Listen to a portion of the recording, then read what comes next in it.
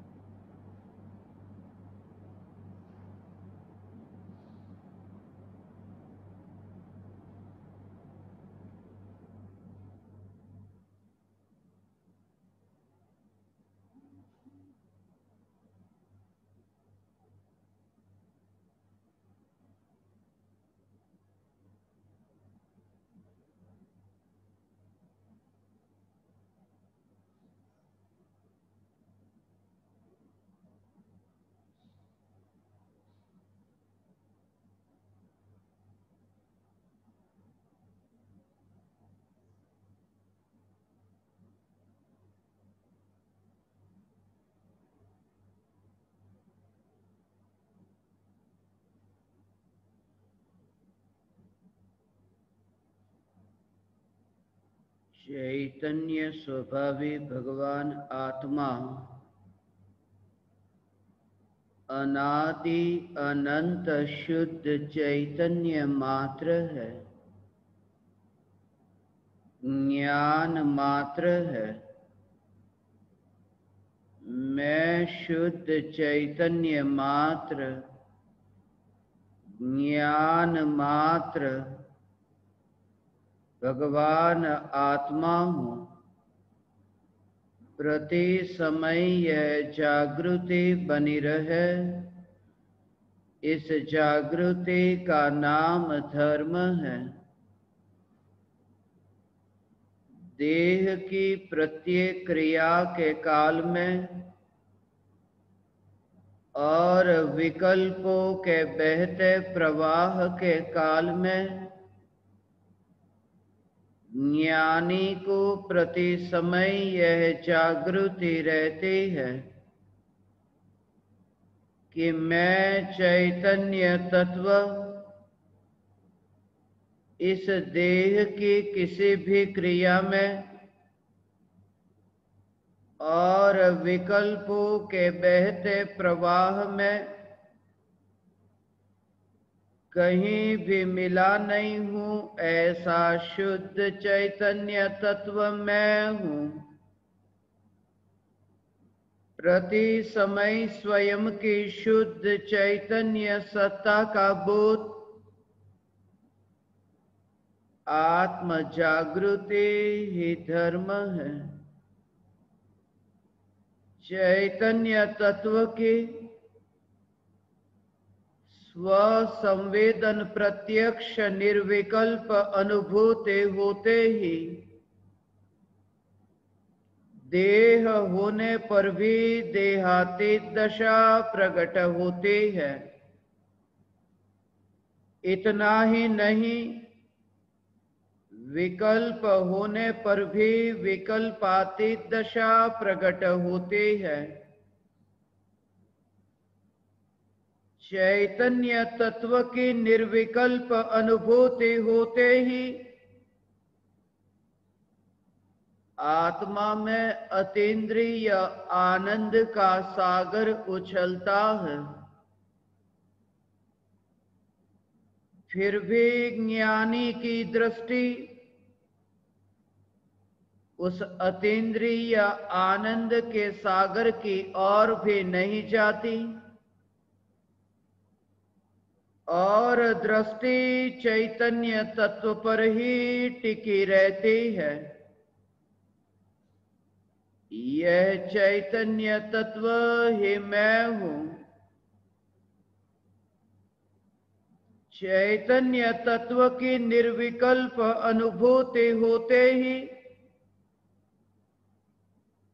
ज्ञान दीपक प्रज्वलित होता है। ज्ञान दीपक प्रज्वलित होते ही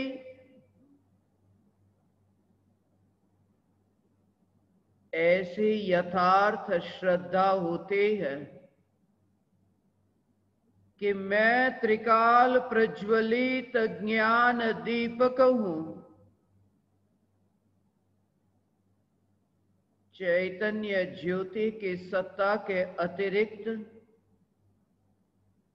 देह रूपी मिट्टी और रागादि विकारी भाव रूपी धुएं में कहीं भी फैला नहीं हूं।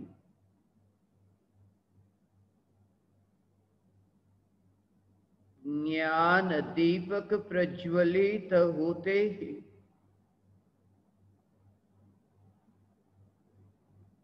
ज्ञानी स्वयं को राख की दीवार का पड़ोसी मानता है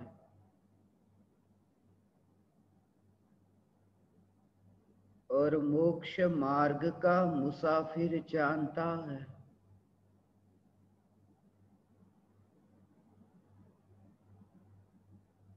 ज्ञान दीपक प्रज्वलित होते ही एक समय के अपूर्व पुरुषार्थ के फल में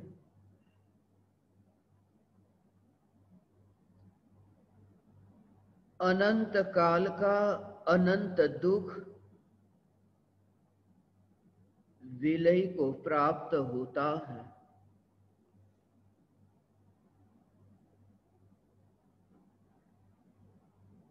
मेले में होने पर भी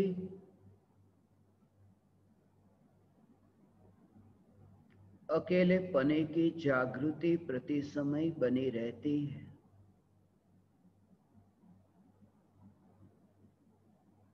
इस देह के अनंत परमाणु, ये अनंत परमाणुओं का मेला, यह देह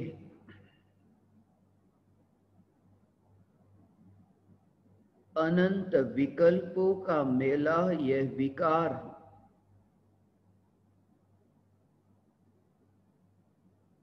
देह के अनंत परमाणु में और अनंत विकल्पों में जिस अनादि अनंत ध्रुव चैतन्य सत्ता को मिला हुआ न देखा,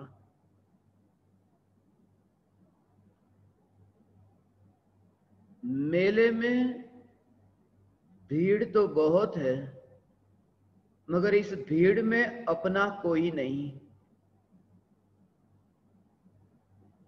प्रति समय यह जागृति ज्ञानी को बनी रहती है। निर्विकल्प अनुभूति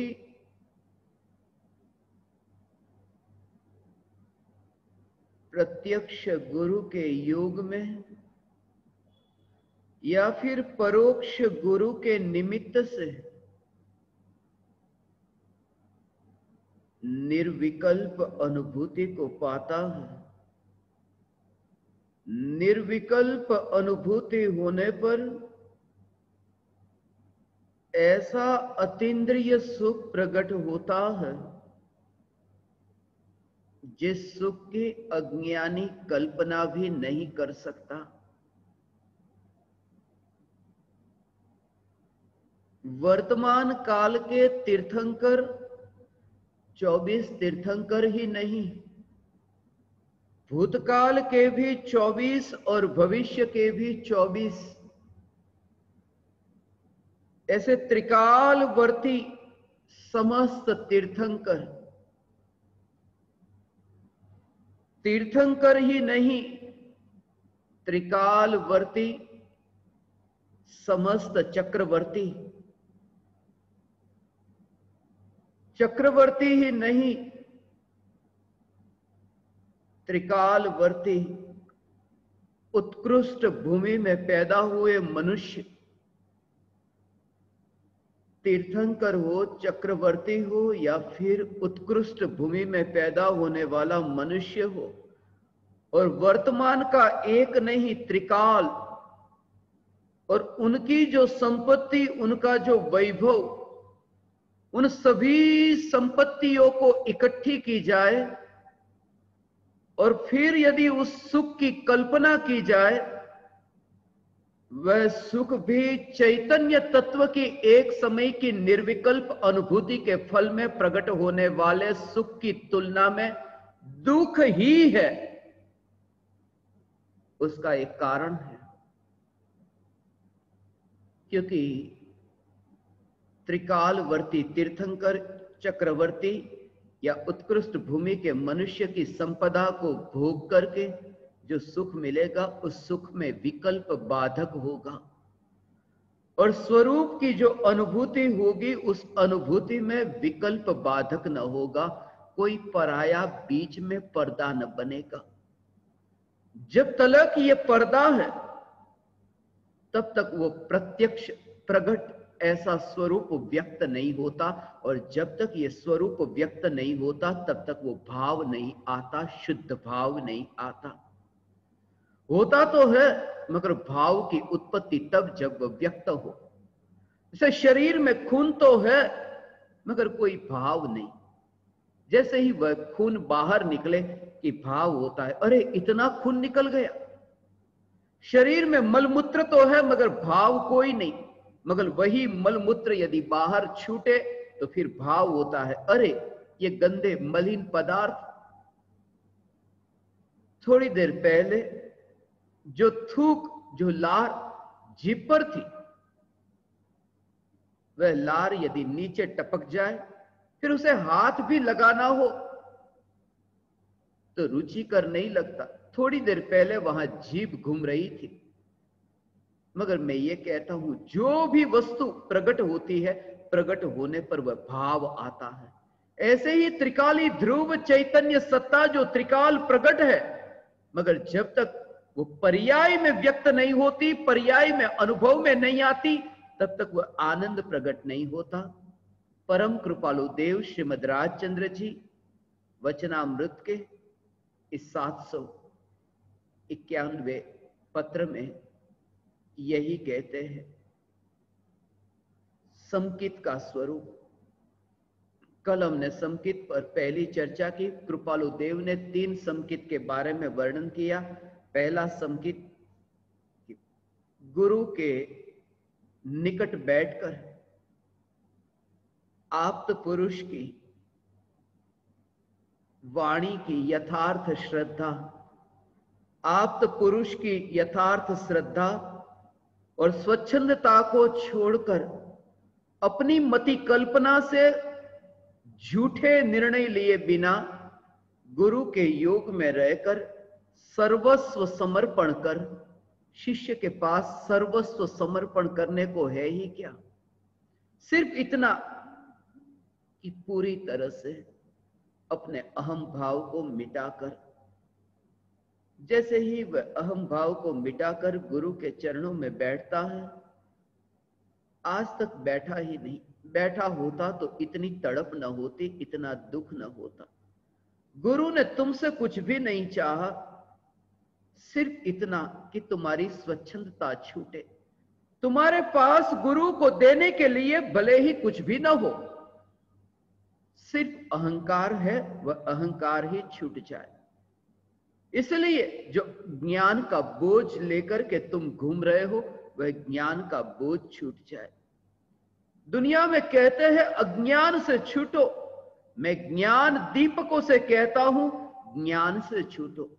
तुम इतना ज्ञान पहले से ही इकट्ठा करके बैठे हो कि गुरु के पास बैठते हो तब भी वह अकड़ता छूटती नहीं, और बोझ के बल पर तुम दबे ही जाते हो, नीचे ही नीचे दबे जाते हो।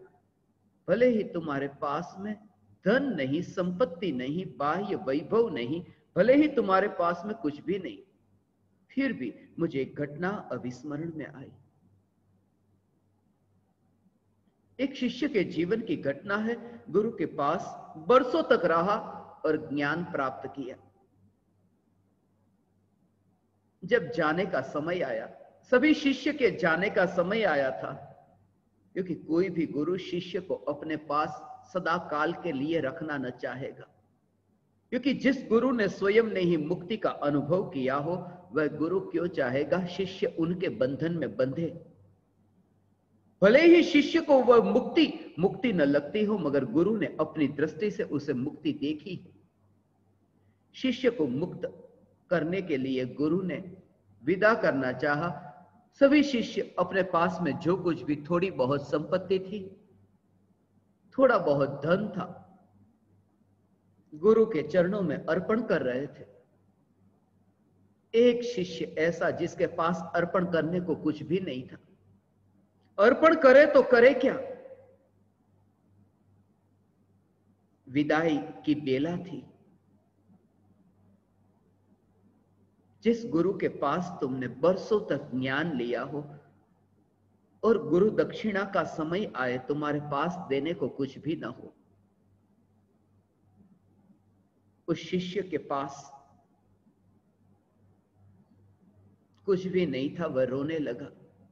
कुछ भी नहीं था, मगर फिर भी बहुत कुछ था, क्योंकि आंखों में आंसू जो थे, गुरु दक्षिणा में देने के लिए आंसू भी पर्याप्त है।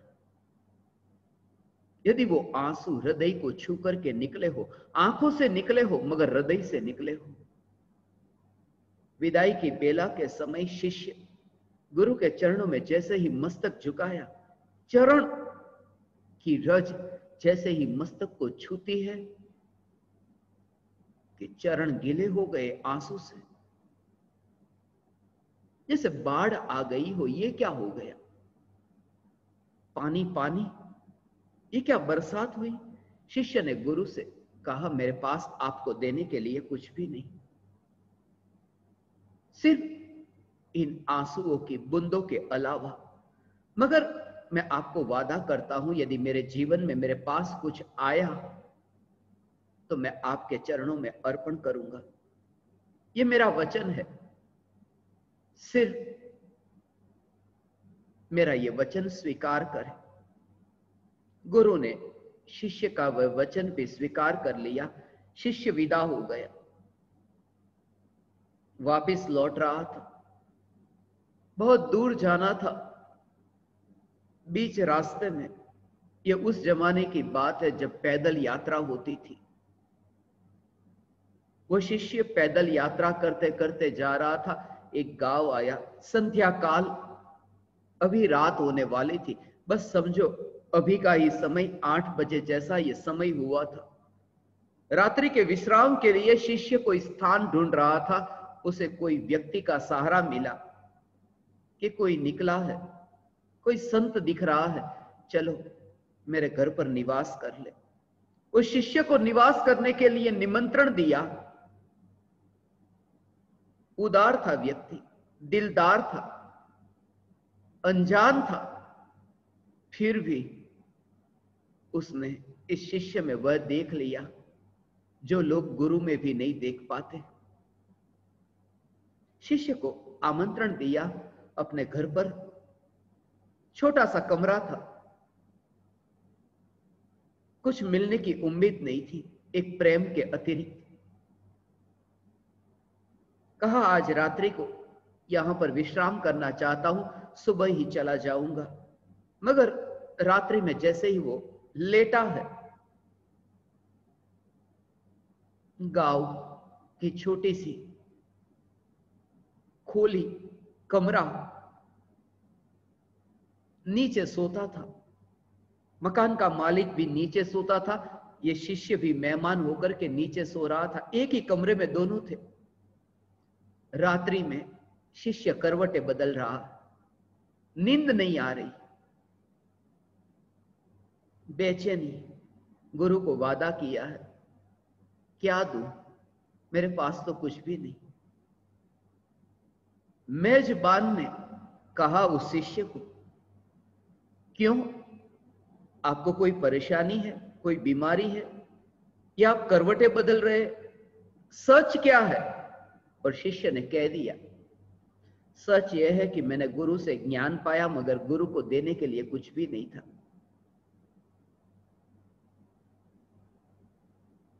उस व्यक्ति ने कहा, एक उपाय है। यहां का जो सम्राट है, वो सम्राट बहुत उदार है, और उसने ये नियम रखा है कि सुबह सुबह जो व्यक्ति सबसे पहले उसे मिले, वो जो चाहे वो देने को तैयार है। शिष्य ने सोचा, ज्यादा तो कुछ भी नहीं चाहिए, सिर्फ 5 स्वर्ण मुद्रा मिल जाए, 5 स्वर्ण अशर्फिया, 5 सोना मोहर, ज्यादा कुछ भी नहीं चाहिए, गुरु को अर्पण कर दो। 5 स्वर्ण मुद्रा काफी है। मगर इस व्यक्ति ने कहा, एक शर्त है कि जब तुम राजा के पास जाओ, सुबह सुबह सबसे पहले तुम राजा को मिलने चाहिए। यदि कोई और पहुंच गया तो फिर तुम्हें न मिलेगा। यह व्यक्ति तो सुबह होने से पहले ही यहां से निकल गया और सम्राट के महल के दरवाजे के बाहर ही खड़ा रह गया, और कोई नहीं था, अकेला यही। सम्राट जैसे ही बाहर निकला और सम्राट ने देखा, पूछा, क्या चाहते हो? इस शिष्य ने कहा, ज्यादा तो कुछ नहीं। इतना ही बोला कि राजा ने कहा, मांगो मांगो, जो तुम मांगते हो वो तुम्हें मिलेगा। यहां से कोई खाली हाथ वापिस नहीं लौटा, और सच तो यह है कि यहां आज तक कोई आया ही नहीं। फिर खाली हाथ लौटने की बात कहां आई? इस शिष्य ने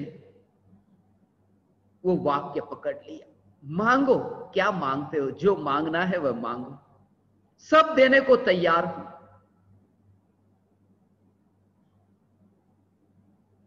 शिष्य के मन में लालच पैदा हुई। 5 स्वर्ण मुद्रा, उसे विचार आया, 5? ये तो कहते हैं जितनी चाहे, जो चाहे वो देने को तैयार हो। उसे मन ही मन विचार आने लगा, चुप रहा, बोला नहीं। विचार आया, 50 कह देता हूं, 50 स्वर्ण मुद्रा। शून्य लगा दिया। फिर सोचा, 50 भी क्यों, 500, 500 ही क्यों, 5000। जब कहा ही है, जो चाहिए वो देने को तैयार हूं, 5000, 50,000, 5 लाख। फिर तो वो बढ़ता गया, 5 करोड़, 5 अरब, भीतर ही भीतर शून्य बढ़ता जा रहा था, 5 खरब। फिर भीतर ही भीतर ये विचार आया, मैंने ज्यादा गणित क्यों नहीं पढ़ा?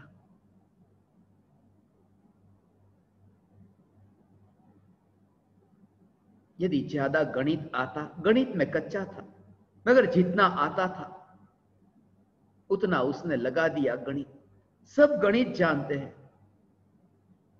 हम सब गणित जानते हैं, इसलिए तो लेन देन का हिसाब अच्छी तरह जानते, इसलिए तो गुरु के पास बैठते तब भी कंजूस होकर के बैठते हैं। लेते नहीं, ले सकते थे, मगर भय है यदि ले लिया तो कभी कुछ देना पड़ेगा, क्योंकि हिसाब ही जाना है लेन और देन का। क्या पता कल कुछ देना पड़े। जो लुटा रहा है अपनी ज्ञान की निधि को, जो बरस रहा है अंदर के करुणा के बादल के भर जाने पर, उनके पास बैठकर भी पूरी तरह से निचोड़कर पी न सके। वो शिष्य गणित का हिसाब करने लगा। उसे विचार आया, एक उपाय है, राजा को कह देता हूं जितना है सब कुछ दे दो, और ये जो 2 कपड़े पहने हैं बस कपड़े के साथ में महल में से बाहर निकल जाओ, क्योंकि जब कहा है जो मांगे वो देने को तैयार हूं। मगर मुंह से वचन न निकला। राजा विचार में पड़ गया, ये क्या सोच रहा है? राजा ने सोचा, मैं बगीचे में थोड़ा घूम लेता हूं, दोबारा आता हूं, तब तक ये शिष्य कुछ सोच करके रखे।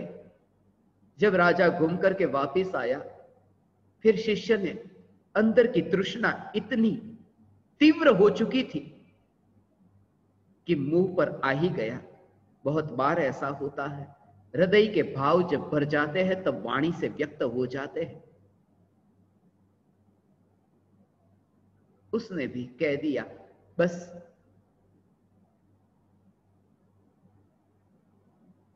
ये वस्त्र के साथ ही राज्य में से बाहर निकल जाओ।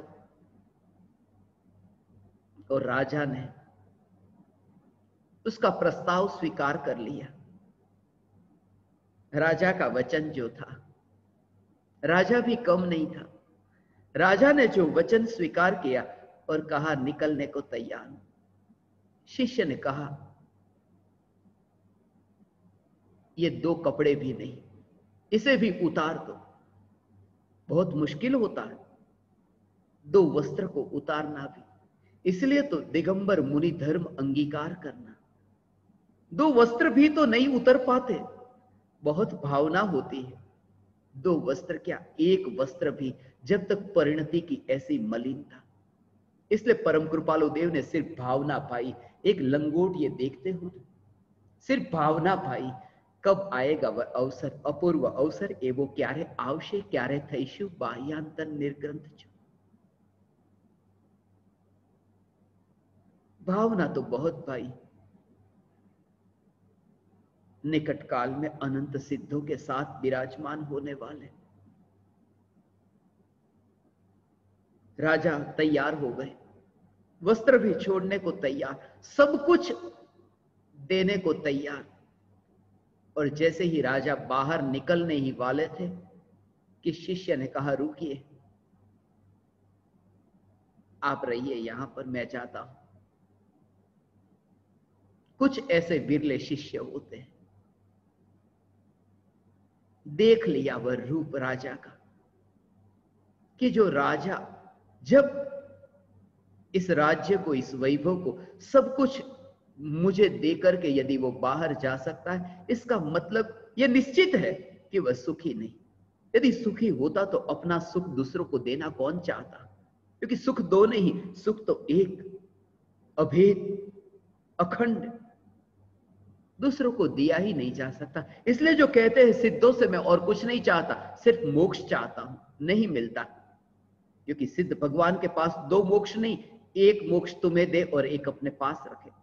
सिद्ध यदि तुम्हें मोक्ष दे तो उन्हें संसार में आना होगा, अपना मोक्ष यदि वे तुम्हें दे तो, मगर यह सुविधा नहीं। थोड़ी देर के लिए शिष्य के मन में यह विकृति उठी कि 5 स्वर्ण मुद्रा से पूरे राज्य तक पहुंच गया। मगर मैं तुमसे यह कहता हूं, भीतर में वो गुरु की पुकार जो सुनी थी, बरसों तक जो सुना था, वो संस्कार में था, वो उदय में आया ही आया। कभी कभी तुम में ऐसी विकृतियां भी उठे, मगर हे ज्ञान दीपक तुम निराश मत होना। वो भीतर में जो संस्कार है, वो संस्कार कभी ना कभी उदित होंगे। ये चैतन्य के बीज जो तुमने ऐसा बीजारोपण किया, वो कभी ना कभी वृत्तियां उठे, मगर भीतर में तुम्हें मुक्ति की ओर लेकर जाएगा। परम कृपालु देव ने सदगुरु के योग में रह करके बीजारोपण की प्रेरणा दी है, और प्रत्यक्ष योग किसी विरले को प्राप्त होता है, जैसा योग सौभाग्य भाई को, परम कृपालु देव को पाकर के हुआ था। कुछ विरले को समझ पाते हैं, कुछ विरले। इसलिए तो परम कृपालु देव ने यह कहा, समझे कोई सौभाग्य, कोई समझने वाला, कोई समझने वाला। वरना इस दुनिया में कौन किसको समझता है? सिर्फ देह की क्रिया, वाणी की क्रिया दिखाई देती, समझने वाले कितने? यहां पर दुनिया में सत्य समझना बहुत मुश्किल है, क्योंकि झूठ ही इतना चलता है, झूठ इतना चलता है। सिगमंड फ्राइड मुझे अभी स्मरण में आया। सिगमंड फ्राइड यह कहता, इस दुनिया में यदि सब सत्य बोलना शुरू कर दे, जो भी मन के भीतर भाव होता है, यदि वह भाव यदि सत्य बोलना शुरू कर दे, इस दुनिया में 4 रिश्ते भी न बचेंगे। जो भी भाव तुम्हें किसी और के प्रति आए हो, यदि वाणी में तुम बोल दो, संबंध ही न रहेंगे। फ्रेडरिक नीत्शे ने कहा, इसलिए मैं तुमसे कहता हूं, मन में जो आता है वो सत्य बाहर में मत बोलना, वरना रिश्ते ही नहीं रहेंगे। क्योंकि मन इतना गंदा है, इतना मलिन है। और मैं तुमसे यह नहीं कहता ज्ञान दीपक कि तुम दूसरों के साथ में सत्य ही बोलो, दूसरों के साथ में सत्य बोलना, यह मैं नहीं कहता। दूसरों के साथ में असत्य मत बोलना, यह भी मैं नहीं कहता। मैं ये नहीं कहता कि दूसरों के साथ असत्य मत बोलना। मैं ये कहता हूं अपने संबंध में सत्य समझ लेना, क्योंकि दूसरों के साथ सत्य न बोलने से इतना परिभ्रमण नहीं, मगर स्वयं के संबंध में सत्य न समझने से अनंत संसार है जो हुआ है। इसलिए बाहर की दुनिया में कौन दुखी करता है। इसलिए परम कृपालु देव ने यहां जो दूसरे संकेत की चर्चा की, जिसका वर्णन आत्मसिद्धि शास्त्र में परम कृपालु देव ने 109, 110, 111 इन 3 गाथाओं में 3 संकेत की चर्चा की। ते जिज्ञासु जीव ने थाई सदगुरु बोध, तो पामे संकित ने वर्ते अंतर शोध। पहले तो गुरु को मिलकर के एक खोज बनी रहती है, चैन नहीं पड़ता जब तक पा न ले।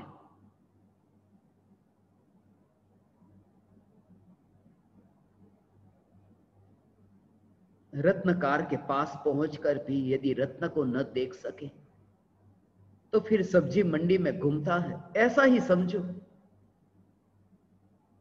रत्नत्रय की प्राप्ति को उपलब्ध सम्यक दृष्टि ज्ञानी धर्मात्मा के योग में रह करके यदि वो रत्नत्रय को न देख सके, और कब देखेगा, जब अपने को देखेगा। इसलिए परम कृपालु देव ने कहा शिष्य गुरु के योग में रह करके सत्य की खोज करता है। और दूसरे संकित में यह कहा मत दर्शन आग्रह तजी वर्ते सदगुरु लक्ष्य, लहे शुद्ध संकित ते जेमा भेद न पक्ष, जिसके बारे में आज हम चर्चा करने वाले। मत और दर्शन का आग्रह छोड़ करके, इसलिए मैंने जब ज्ञान दीपकों को उद्बोधन दिया, बोध दिया, बोधामृत परोसा, तब ये खास करके कहा था कि तुम जब यहां बैठते हो तब मत और दर्शन के आग्रह को छोड़कर, परम कृपालु देव स्वयं कहते हैं, जिस कुल में तुम पैदा हुए हो उन संस्कारों को वापस लौट दो, लौटाओ उन्हें, मां बाप को। इसलिए धार्मिक व्यक्ति मां बाप को नहीं छोड़ता। धार्मिक व्यक्ति मां बाप ने जो दिमाग में घुसा दिया था बचपन से लेकर के, वो लौटा देता है कि आपने मुझे जो घुसाया, जिसका आपको स्वयं को ही अनुभव नहीं। जैसे बच्चे को कहते हैं आत्मा है, छाती पर हाथ रखता है, आत्मा यहां पर है, परमात्मा यहां पर है। आंख बंद करो, भगवान दिखेंगे। भगवान तो नहीं दिखते, जो दिखता था वह भी दिखता बंद हो जाता है। इसलिए धार्मिक वह है जो मां बाप के जो उदार वचनों को वापस लौटा दे। इसलिए परम कृपालु देव ने कहा मत दर्शन का आग्रह तज करके, दर्शन भी कह दिया, फिर कोई भी दर्शन।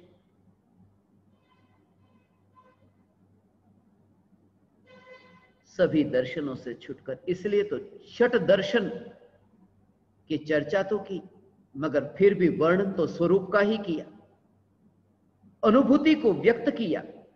भीतर में जो आनंद का सागर उछला कि फिर अब क्या, काश उन उछलती सागर की तरंगों की ही साई हो जाए और फिर वह अनुभूति के बारे में वर्णन हो, तो भी नहीं हो सकता, क्योंकि अनुभूति निर्विकल्प है और लिखना होता है विकल्प से। इसलिए अनुभूति को ज्ञानी व्यक्त ही नहीं कर सकता। अनुभूति होती है अभेद और लिखने का काल है, तब होता है भेद। लिखने वाला और लिखने में आने वाला, सब्जेक्ट और ऑब्जेक्ट अलग अलग हो गए, कर्ता कर्म अलग अलग हो गए। वहां तो जानने वाला ही जानने में आता है। इसलिए जब अनुभूति होती है तब है एक, लिखने का काल आता है तब होते हैं अनेक। पुकार होती है तब होते हैं अनेक। परम कृपालु देव ने सबसे पहले मत और दर्शन को छोड़ने के लिए कहा। और जब भी मैं ये कहूं कि मत दर्शन को छोड़ना, तब इसका अर्थ तुम ये मत समझना कि मैं हिंदू को कह रहा हूं तुम हिंदू मत रहो, मुस्लिम को कह रहा हूं तुम मुस्लिम मत रहो और जैन हो जाओ। ये तथाकथित पंडित जो मेरे बारे में ये झूठी खबर फैला रहे हैं कि मैंने लोगों को जैन बनाया, नहीं, मैंने किसी को जैन नहीं बनाया। मैंने तो उनके दिमाग में जो बचपन से डाला गया था वही कहा कि तुम निकालो और तुम सत्य को पहचानो। वरना कोई बचपन से जो हिंदू होकर के हिंदू में अटका है, ऐसे ही कोई जैन में अटकेगा। सिर्फ वस्त्र बदल गए, रंगीन वस्त्र थे, सफेद वस्त्र पहन लिए, मगर सत्य का दर्शन तो न होगा जो नग्नता में होता है, दिगंबर को होता है। इसलिए सत्य का दर्शन करने के लिए जैन का भी सफेद वस्त्र का पर्दा छोड़ना होगा। स्वरूप है H2O, पानी। अब पानी के लिए हिंदू का पानी, मुस्लिम का पानी, यह नहीं, जैन पानी। यही तो विकृति है। हम जैन ना हो सके क्योंकि सच्चे अर्थों में जो जैन है वो जैन नहीं होता, वो चैतन्य मानता है, स्वयं को चैतन्य स्वरूप मानता है। हम खुद तो जैन नहीं हो सके, इसलिए हमने तरह तरह के उपाय खोजे। उपाय वहीं पर ही खोजने पड़ते हैं क्योंकि भीतर में पाया नहीं, इसलिए तो तरह तरह के उपाय खोजते हैं। खुद तो जैन न हो सके मगर एकेंद्री को चलो जैन बना देते हैं, इसलिए तो जैन पनीर टिक्का, जैन पनीर मसाला, जैन वेज कोल्हापुरी, वेजिटेबल को जैन बनाया, खुद तो ना हो सके। सब्जियों को जैन बनाया और मान लिया कि मैं धार्मिक हूं। आध्यात्मिक साधना केंद्र में 130 से भी अधिक बच्चे पढ़ने के लिए आते थे। मैंने किसी को जैन नहीं बनाया, मैंने यह भी नहीं कहा कि जैन हो जाओ। हां, आत्मसिद्धि शास्त्र पर आद्योपांत सत्संग हुआ। आत्मसिद्धि शास्त्र की गाथाओं को उन्होंने कंठस्थ किया, आत्मसिद्धि शास्त्र की गाथाओं पर उन्होंने प्रवचन दिया, मगर इससे क्या लेना देना कि वे कौन सी जाति के थे और मैंने उन्हें जैन बना दिया। मैं किसी को जैन नहीं बनाता क्योंकि जैन बनाने में भूतकाल देखना पड़ता है कि पहले क्या थे। सत्य जिसने पाया वो सत्य पाने वाला इस झंझट में नहीं पड़ता। और मैं मृत्यु आने से पहले ये भावना पाता हूं, एक समय के लिए, हे ज्ञान दीपक, जब मैं तुम्हें पुकारूं मेरी नजर में वह न आए कि तुम्हारी जाति कौन सी, तुम्हारा कुल कौन सा, तुम किस मत वाले, किस दर्शन वाले। मेरी दृष्टि में बस यही बना रहे जो हुआ नहीं, जो मिटने वाला नहीं, जो अनादि और जो अनंत, वह चैतन्य सत्ता ही मेरी दृष्टि में बनी रहे।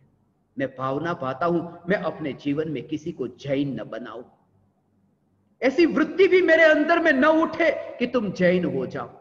तुम चैतन्य परमात्मा हो, संतुष्ट हो जाओ इस स्वरूप से, बस। क्या महावीर भगवान जैन हुए थे? क्षत्रिय में से जैन हुए थे? नहीं, क्षत्रिय में पैदा हुए, क्षत्रिय कुल में पैदा हुए, जन्म से सम्यक दृष्टि। जैन कब हुए? मगर मुक्ति को पाया। महावीर भगवान के 11 गणधर जैन हुए, ब्राह्मण थे। कब हुए वे जैन में कन्वर्ट? 24 के 24 तीर्थंकर क्षत्रिय और महावीर भगवान 24वें तीर्थंकर के 11 गणधर ब्राह्मण। एक भी बनिया नहीं था, बनिया हिसाब लगाता। क्या मिलेगा? आलू छोड़ू, प्याज छोड़ू, कितना पुण्य बंधेगा? कृपालु देव ने यह कहा कि मत और दर्शन का आग्रह छोड़। और यही वजह है कि मैंने किसी भी प्रकार के पक्षपात के बिना दुनिया में 153 देश में जैन नहीं बनाया। आत्मसिद्धि शास्त्र वितराग वाणी को पहुंचाने का भाव आया, पहुंचाया, मगर जैन बनाने का क्या मतलब? आज वे सत्संग करते हैं, सुनते हैं, पढ़ते हैं, पाठ करते हैं,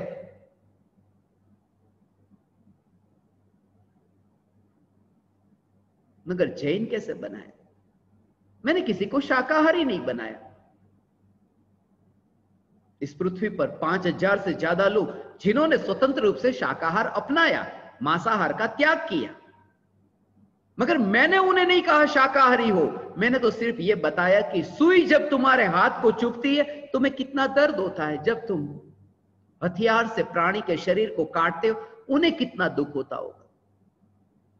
तुम जरा विचार करो, तुम सावधान हो।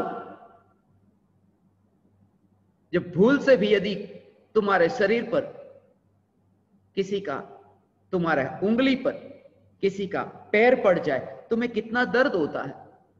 तो जरा विचार करो कि चींटी कीड़े मकोड़े सिर्फ यही कहते हैं कि हमें भोजन मत दो, अनाज नहीं चाहिए, शक्कर के दाने हम ढूंढ लेंगे, चींटी कहती है सिर्फ इतना उपकार करो कि नीचे देखकर चलो, हमें मारो मत, हमारी हत्या मत करो। मैंने यही कहा पृथ्वी पर, मगर किसी को मैंने अहिंसक नहीं बनाया, मैंने शाकाहारी नहीं बनाया, सिर्फ निरूपणा की। जिन्हें रुचि कर लगे वह हो। मत और दर्शन का आग्रह छोड़ करके जो सदगुरु के निकट रह करके सदगुरु जो पुकारते हैं उसे समझता है, वह लहे शुद्ध संकीर्ते जेमा भेद न पक्ष, वह शुद्ध संकेत को पाता है गुरु के युग में रह करके। व्यर्थ नहीं जाता सत्संग। यदि तुम्हें आज लगे कि व्यर्थ गया, व्यर्थ नहीं जाता। इसलिए तो मैं कहता हूं, एक बार हथौड़ा मारा पत्थर पर, दूसरा, तीसरा, 99 मारे, मगर पत्थर न टूटा। किसी ने कहा 2 हथौड़ा मैं मारता हूं और टूट गया, उस व्यक्ति ने तोड़ा नहीं, 99 हथौड़े पहले लग चुके थे। यह मिथ्यात्व का पत्थर भी ऐसे ही टूटता है। प्रति समय तत्व विचार, प्रत्यक्ष सदगुरु के योग में रह करके जब यह तत्व विचार होता है, कृपालु देव ने जितना प्रत्यक्ष गुरु पर जोर दिया उतना किसी ने नहीं दिया। प्रत्यक्ष ज्ञान दीपक से ही ज्ञान दीपक प्रज्वलित हो सकता है, दीपक की तस्वीर से नहीं। जलता हुआ दिया बेहतर है सूरज की तस्वीर से। परोक्ष सदगुरु से प्रत्यक्ष सदगुरु बेहतर है। और परोक्ष सदगुरु नहीं, परोक्ष जिनेंद्र भगवान, अनंत तीर्थंकर परमात्मा जो परोक्ष है, और प्रत्यक्ष एक सदगुरु जिनकी महिमा अधिक है। कमरे में सूरज की तस्वीर है, सूरज की तस्वीर को दिखाने वाला भी सूरज नहीं, ये जलता हुआ दिया है। प्रत्यक्ष सदगुरु ही परोक्ष जिनेंद्र भगवान, अनंत सूर्य, सूर्य कीर्ति के बारे में बताने वाले वे प्रत्यक्ष सदगुरु हैं। इसलिए ये संग व्यर्थ न जाएगा। साथ में जो रहे, ये वाणी जो सुनी, गुरु ने शिष्य से कहा था, जब शिष्य ने गुरु को पूछा मिलेगा क्या, और शिष्य ने कहा क्या मिलेगा, मुझे ये जानना है, मिलेगा क्या। सामने ही गुलाब का पौधा था, फूल खिले थे, जैसे गुलाब ही गुलाब लगे थे। गुरु ने सिर्फ इतना ही कहा, जाओ वहां नीचे से थोड़ी मिट्टी लेकर आओ। शिष्य मिट्टी लेकर आया और पूछा, सूंघो इस मिट्टी को, कैसी है। शिष्य ने कहा, अरे ये तो सुगंधित है, इसमें तो गुलाब की खुशबू आती है। गुरु ने यही कहा, ये फूल नहीं, ये मिट्टी है, मगर गुलाब का जो फूल मिट्टी पर भी गिरा हो, जिस फूल ने मिट्टी को छुआ हो, वह मिट्टी भी धन्य हो गई, सुगंधित हो गई। वो शिष्य भी यही कहते कि सच्ची बात, गुरु की पुकार भी ऐसी है। इसलिए कहा ने, गुरु के मुख से निकलने वाली ये पुकार, सिमंदर मुख थी फूलड़ा खरे, ये दिव्य ध्वनि को फूल कहा। गुरु के मुख से फूल खिलते हैं, गुलाब के फूल खिलते हैं, और वे फूल मिट्टी को छूते हैं। शिष्य की मिट्टी को, देह रूपी मिट्टी कान को ये वाणी छूती है। फूल मिट्टी को छूता है, वह मिट्टी भी पावन हो जाती है, वह कान भी पवित्र हो जाते हैं। धन्य भागी है वे जीव जिन्होंने प्रत्यक्ष गुरु की, प्रत्यक्ष परमात्मा की पुकार को सुना। परम कृपालु देव ने यहां प्रत्यक्ष गुरु की महिमा बताई कि तुम रहो, पास में रहो, पास में बैठो, मगर तुम्हें सत्य का पता तब न चलेगा, वो तुम्हें दूर भी करेगा। थोड़े दूर होकर के बैठो, सदा निकट न रखेगा, क्योंकि निकट रहने में भ्रम पैदा हो सकता है। जो छेद वाला घड़ा है, उस घड़े को यदि तुमने नदी में रखा हो, भ्रम पैदा होगा। घड़ा भरा हुआ है, दिखता है भरा घड़ा है, मगर सत्य यदि देखना हो तो नदी से थोड़ा दूर जाना होगा। जैसे ही नदी से दूर जाएगा कि खाली ही खाली पाएगा, अरे कुछ भी न रहा, पता चलेगा मेरा तो कुछ भी नहीं था, वो तो नदी का ही था। शिष्य को भ्रम पैदा हो जाता है, मेरे पास बहुत कुछ है, तुम्हारे पास कुछ भी नहीं। वो जो कुछ भी है वह गुरु की देन है। थोड़े दूर जाओ और अनुभव करो, क्या ऐसा ही एहसास होता है, अनुभव होता है जो प्रत्यक्ष सद्गुरु के योग में होता था। इसलिए तो जब गुरु शिष्य को दूर भेजता है, उसका कारण ही यह है। थोड़े दूर जाकर के वाणी सुन करके, फिर दूर जाकर के मौन होकर के बैठना। वाणी तो सुन ली, गुरु के योग में बैठ करके वाणी सुन ली, मौन नहीं। और पश्चिम के देशों में जितनी भी शिक्षा है, कितनी कितनी खोज की, मगर जितनी भी शिक्षा है वो सब विचार से संबंधित है। इसलिए तो खोज बाहर की होती है, क्योंकि विचार से बाहर की और खोज करते हैं। भारत की यह विशेषता, सद्गुरु की यह विशेषता, उन्होंने विचार नहीं सिखाया, उन्होंने मौन सिखाया। तुम सब बैठे हो, अभी मौन बैठे हो, और मौन बैठ करके तुम सब मुझे सुन रहे हो, मगर तुम मौन नहीं हो, तुम मौन ही नहीं हो। भीतर में विकल्प जो चल रहे, विकल्प की भाषा चलती है। परम कृपालु देव ने यहां जो शुद्ध संगीत की चर्चा की, वहां निर्विकल्प मगर कुछ अंशों में प्रकट हुआ। इसलिए यह कहा परमार्थ स्पष्ट अनुभवांश प्रतीति, ये परम कृपालु देव के शब्द। परमार्थ, अर्थ तो बहुत है, पदार्थ बहुत है, नौ है, जीव अजीव, पुण्य पाप, आश्रव बंध संवर निर्जरा मोक्ष, ये पदार्थ तो 9 है, मगर 9 पदार्थ में 9 अर्थों में परमार्थ तो एक है, वह है चैतन्य तत्व। उसे परमार्थ का, उसकी प्रतीति स्पष्ट, स्पष्ट का भाव यह है, श्रद्धा थोड़ी है और थोड़ी नहीं, ऐसा नहीं होता। श्रद्धा पूर्ण होती है, द्रव्य पूर्ण है और द्रव्य की अनुभूति भी पूर्ण होती है। इसका भाव थोड़ा समझे। स्वरूप पूर्ण अनुभव में आता है, काल का फासला हो सकता है, किसी के लिए अधिक काल, किसी के लिए कम काल, मगर स्वरूप पूर्ण। मुझे बहुत ऐसा विचार आता जब मैं हलवाई को देखता, घाटे का सौदा करता है। हलवाई की दुकान पर जाओ, कहता है लो चखो चखो, लड्डू चखाता है, बर्फी, कोपरा पाक सब चखाता है। ऐसा लगता है पैसे भी नहीं लेता, मुफ्त में सबको चखाता रहता है, मगर उसे नुकसान नहीं होता। किसी की दुकान डूबी नहीं दूसरों को चखाने से।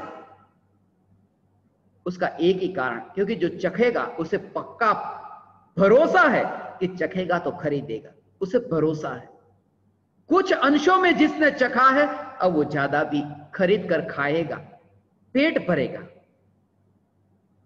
दूसरे और तीसरे संकेत में यह अंतर है। दूसरा संकेत इस बात को बताता है कुछ अंशों में तुमने आत्मा का स्वरूप पहचाना, अनुभव हुआ, निर्विकल्प अनुभव कुछ अंशों में। इसलिए कहा परमार्थ स्पष्ट अनुभवांश, अनुभवांश माने कुछ अंशों में। रस वही चखा है। बूंदी के लड्डू में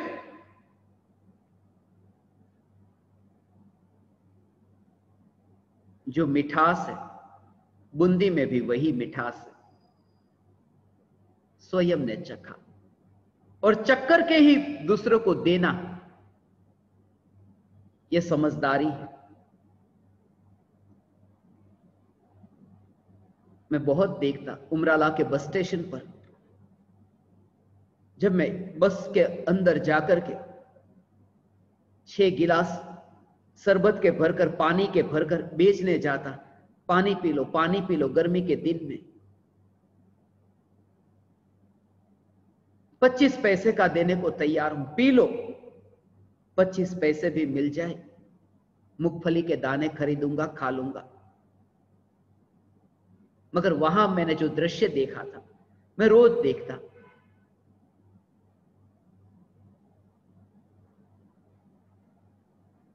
चाय बनाने वाला, वो चाय भी बेचता, मैं पानी बेचता, वो चाय बेचता। पानी ठंडा होता, बर्फ डाल करके बेचता।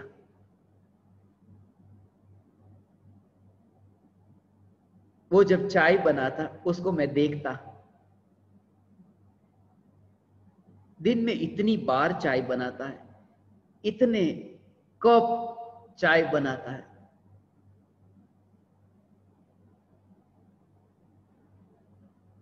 कप ने રકાબીમાં જોતી છે, કપમાં જોતી, બેનો ભાવ અલગ અલગ લે। અડધી કે આખી, आधी चाय या पूरी चाय। मगर जब वो बनाता, एक एक घंटे में, आधे आधे घंटे में नई नई चाय बनाता। और जैसे ही वो चाय बनाता खुद चखता। मुझे लगता कि इसको चाय बनाना नहीं आता। एक एक छोटी छोटी चम्मच से वो चाय छोटी छोटी चम्मच रखता, गिनती करके डालता, फिर भी चखता।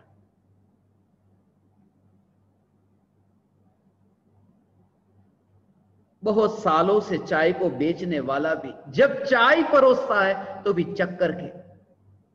इसलिए कहते हैं ना, ये महिला है जो भोजन पकाती है, अंत में ही भोजन करती है। सबको पहले भोजन करा के अंत में भोजन करती है। नहीं, उसने सबसे पहले भोजन कर लिया है। खाना पकाते समय सबसे पहले उसने ही भोजन किया है। मगर दोनों में अंतर है। दूसरों को परोसने से पहले और परोसने के बाद में जो भोजन मुंह में गया, वो दोनों में अंतर है। परोसने से पहले वो चखना हुआ और परोसने के बाद में पेट भरना हुआ। दूसरे और तीसरे संकेत में यह अंतर है कि रस चख लिया, अनुभवांश प्रतीति, अंश अनुभवांश प्रतीति। अंतर इतना है, केवली भगवान की जैसी श्रद्धा, सिद्ध भगवान की जैसी श्रद्धा होती है, सम्यक दृष्टि तिर्यंच की भी ऐसी ही श्रद्धा होती है। सम्यक दर्शन, सिद्धों जैसा सम्यक दर्शन। मगर उसमें किस अपेक्षा से कहा? सिद्धों को केवल ज्ञान के अनुसार वस्तु स्वरूप की यथार्थ प्रतीति होती है, और सम्यक दृष्टि तिर्यंच को मति श्रुत ज्ञान अनुसार चैतन्य स्वरूप की यथार्थ प्रतीति होती है। ज्ञान का विषय दोनों का अलग अलग है, मगर ज्ञान का विषय कम अधिक हो, अलग अलग हो,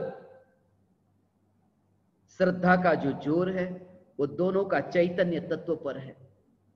और इसलिए परम कृपालु देव ने यहां पर स्वरूप पर ही जोर देकर के लहे शुद्ध संकीर्ते जेमा भेद न पक्ष,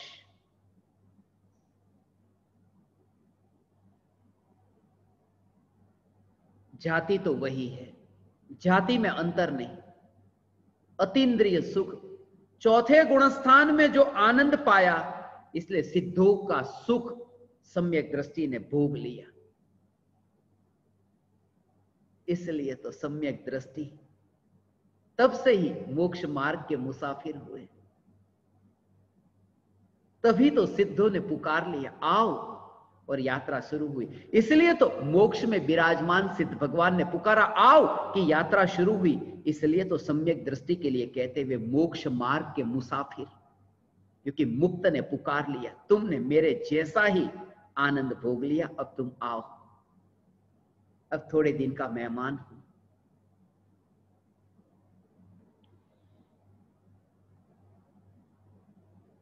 ये मेहमान हूं। कल रात्रि में यही तो विचार चल रहा था। दोनों आंखें बंद थी मगर सपने में खुली थी। सपना ही चल रहा था मगर सपने में भी मैंने सत्य को देखा। लोग सत्य में भी सपने में जीते हैं, मगर मैंने सपने में सत्य को देखा, चक्र को देखा, चक्रवर्ती का चक्र देखा और कुम्हार का चक्र देखा। दोनों में अंतर न देखा, दोनों आंखों से, एक आंख से चक्रवर्ती को देखता, दूसरी आंख से कुम्हार को देखता। दोनों चक्र के मालिक, और कुम्हार जितना अपराधी ये मानकर कि चक्र के कारण, चाक के कारण मेरी आजीविका चलती है, मेरा जीवन चलता है, चक्रवर्ती भी यही कि चक्र के कारण मैं 6 खंड को जीत करके बस मैं समृद्ध हो जाऊंगा। यह भी चक्रवर्ती की कुम्हार के जैसी ही मान्यता। यह सत्य तुम्हें जब दिखाई दे, अनुभूति के काल में, अनुभूति वर्तमान में हुई मगर त्रिकाली की हुई। इसलिए अनुभूति को उपलब्ध ज्ञानी की अब भविष्य की आकांक्षा ही मर गई। भविष्य की आकांक्षा मर गई। कल कुछ मिले, कल कुछ मिले, वो आकांक्षा मर गई जो अज्ञानी की है। तुम गौर से विचार करना। आज तुमने नए कपड़े खरीद कर पहने हो, थोड़ी देर पहले वो दुकान पर शोरूम में थे, लटक रहे थे। अब तुम्हारे शरीर पर तुम जरा विचार करो, क्या फर्क पड़ा? कपड़े वहां थे यहां, मगर तुम्हारे भीतर में गुदगुदी हो रही, अरे नए वस्त्र मैंने पहने, तुम्हें जैसे सुख मिल गया हो। जब तुम भीतर में, अंतर में डुबकी लगाते हो, तब तुम इस सत्य को पाते हो कि अब भविष्य नहीं, अब कल कुछ मुझे मिलेगा।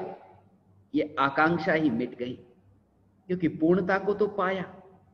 और जहां भविष्य न रहा, फिर तुम्हें डूबना न होगा, क्योंकि भविष्य के सागर में ही तो हम कागज की नाव छोड़ते हैं और डूबती है वह नाव, क्योंकि भविष्य का सागर इतना विराट है और यह नाव तो कागज की है कि कल कुछ मुझे कुछ मिल जाएगा, कल मैं कुछ पालूंगा, कल मैं ऐसा भवन का निर्माण करूंगा। मगर वो भवन का निर्माण भी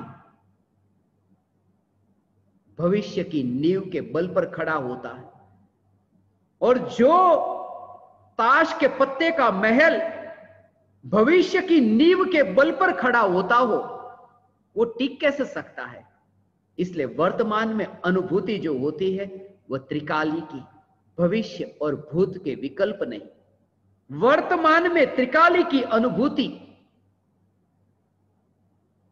ऐसी अनुभूति हे ज्ञान दीपक तुम्हें प्रकट हो। आप समस्त परमात्माओं ने मुझे सत्संग करने का अवसर दिया। मेरा इतना समय सत्संग में रहा, ऋण रहा आप परमात्माओं का, आप समस्त परमात्माओं को, आप समस्त साधकों को, श्रीमद् राजचंद्र ज्ञान मंदिर या समस्त साधकों को, श्रोताओं को मेरे हृदय के अंतःकरण से प्रणाम करता हूं। मेरे प्रणाम स्वीकार करें।